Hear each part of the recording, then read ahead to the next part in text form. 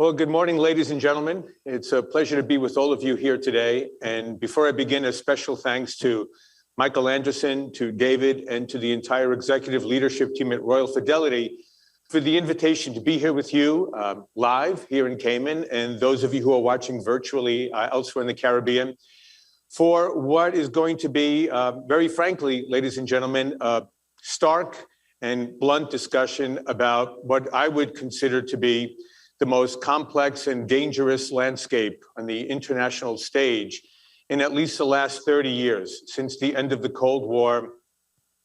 And in many ways, sort of the end of this era of globalization that we've known since the early 1990s, that in many ways has come to an end with the Russian invasion of Ukraine. But during the course of my presentation, you'll hear how I will posit at least that this began about 15 years ago, and we're only coming to the realization here today.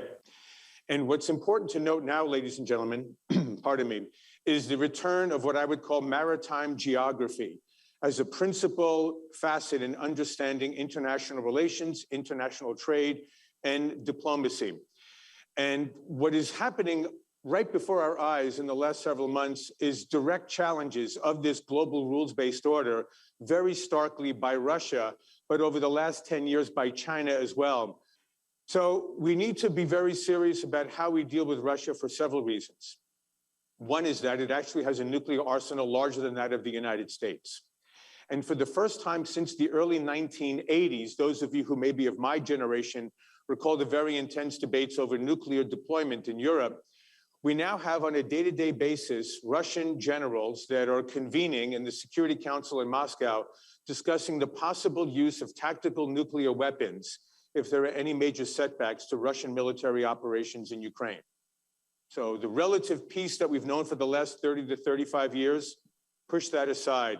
We're talking about the return of nuclear strategy on a warfare basis for the first time in most of your lifetimes, for that matter.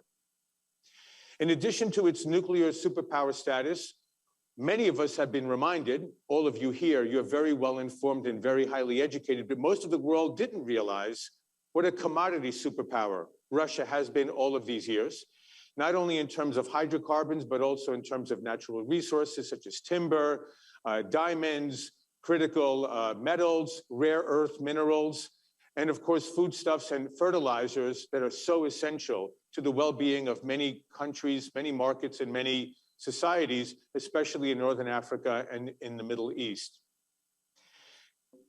Russia's NATO borders may soon double with the admission of Sweden, but especially Finland, with its 830-mile border with Russia, which effectively doubles Russia's exposure to the NATO alliance, and I presume, if I were to believe Vladimir Putin, making Russia even more insecure after having invaded Ukraine and then leading to a triggering event that's bringing in Sweden and Finland sometime. It'll take several years, and we'll see to what extent some NATO countries object.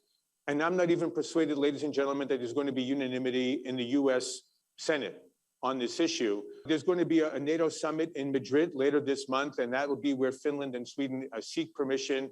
Those invitations will be accepted, or those requests to be admitted, and then the process will play out for several years.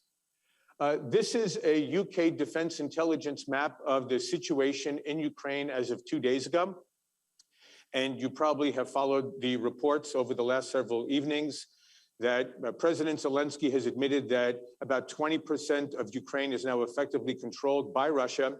But what's more important than the size of the territory is what Russia now controls. And that is the industrial heartland and the most fertile agricultural lands in Ukraine.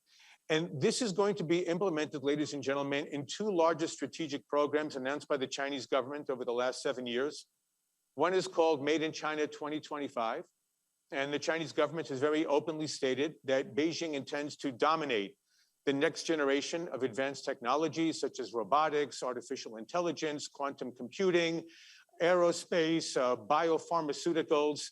It's not going to happen by 2025, so that's debatable.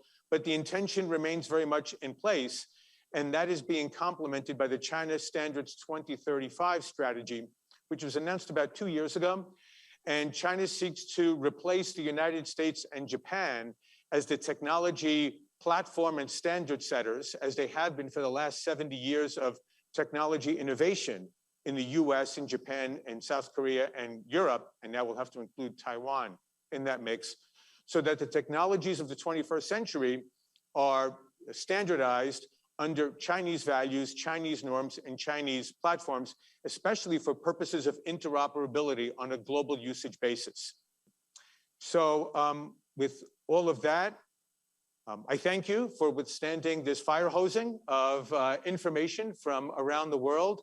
My time is up for the initial presentation, and I think we're going to go into the Q&A. So I thank you very much for your interest and your invitation in having me here.